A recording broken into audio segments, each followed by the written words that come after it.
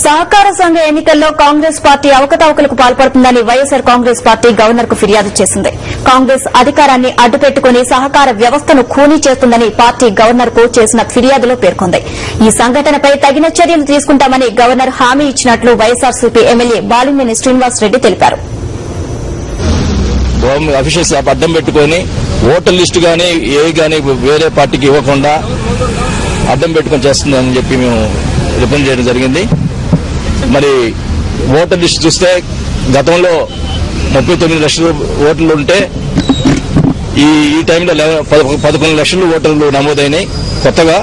దాంట్లో ఒక్కరోజు last 21st last date 10 లక్షల ఓట్లు నమోదైన జరిగింది. అంటే కేవలం ఈ ఎలక్టరల్ లిస్ట్ లో కూడా రిగ్గింగ్ చేశారని చెప్పి మేము రిప్రజెంటేషన్ చేయడం జరిగింది గవర్నర్ గారికి. మరి మేము పోయి అక్కడ లోకల్ గా ఓటర్ లిస్టు అడిగితే మా మీద కేసులు కూడా బనాయించారు. మరి ఇవన్నీ కూడా